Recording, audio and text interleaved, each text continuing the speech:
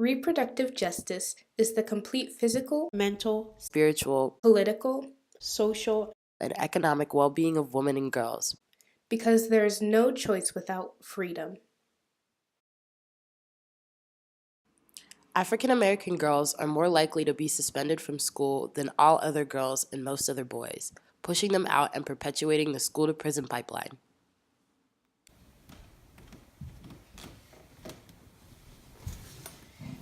I think that black girls getting kicked out more than white girls is an unfortunate reflection of the society we live in, where really black girls are considered more angry and more of a troubled youth than white girls.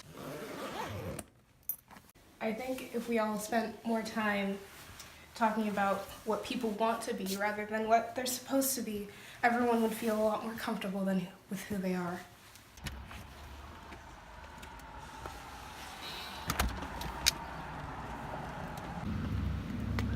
Well, it's awkward because I'm usually the only black, or one of like maybe 2 or 3 black people in a class. So it's like when we talk about serious subjects, I'm expected to be like a authority on the subject. But I mean, I'm just 16-year-old. I don't know any more than they do, really. And when I do talk about their experiences or my experiences, they don't really want to hear it, you know? I think if we could have conversations on both ends where it's not just one person talks and one person listens, but we both talk and we both listen, then I feel like we'd be able to work together and fix the issues that we have with identity and who we are.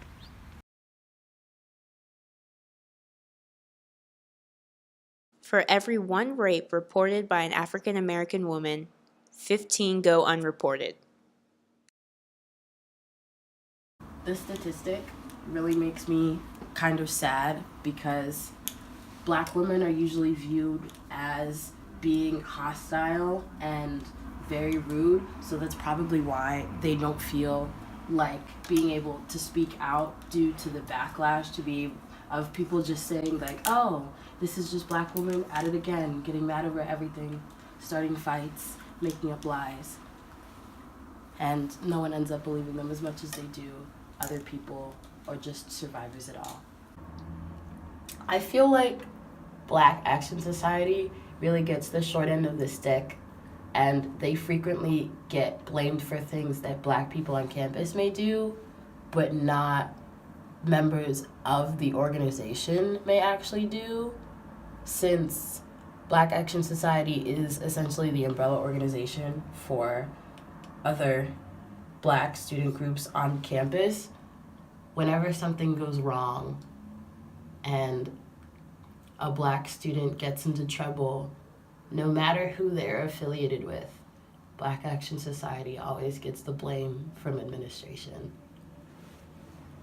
Black women usually take the lead in most of the student organizations. Vice presidents, black women in charge of the e-board, and it's kind of a problem because we don't get to see the diversity of black men because they don't really show out for much of anything. They hold chair positions and all that stuff.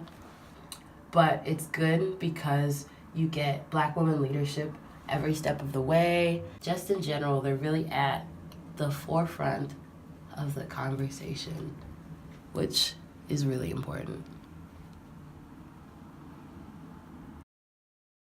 African American women make up more than half of the workforce, but are still the most likely of any group of women in America to live in poverty. So I think that's really true, honestly. The reason is, I know that there's many black women in the workforce that are definitely overworked and completely underpaid, especially with their male counterparts and even their white female counterparts. Even though white females and just females in general are known to be paid less, I believe that black women are also paid even less than that. What's the saying? Women make, 70 cents on the dollar that men do? And I think that's the case for all women, but I think it's even worse for black women. Why do I think that black women don't move up in the workforce? It's definitely nothing to do with the motivation and determination of black women, because every black woman I've ever met, they're definitely very motivated, determined, especially to move up and prove themselves, and as anyone is. And I really think that there's that constant stigma that's been in the United States for what, since slavery, since before slavery. And it's the fact that because of the color of our skin, we're just seen as lesser, unfortunately. We're passed by on promotions, especially ones that the black woman is doing the work better than their male counterpart, white female counterpart. And even then, they miss opportunities, and not of their own fault. It doesn't make sense to me, and I'm sure it doesn't make sense to many people. But like Martin Luther King Jr. said, it's that stigma of our skin color that for some reason there's that bias that we're loud, we're angry, we don't speak well, we can't garner respect from other people, when it's the complete opposite. And I believe that, especially black people have been trying to prove the opposite of that for many, many years. I'm hopeful that it will change soon, but unfortunately, black women especially have to work so much harder than other people just to move up to the top of whatever company, organization they work for, prove themselves 10 times more just to get the bare minimum.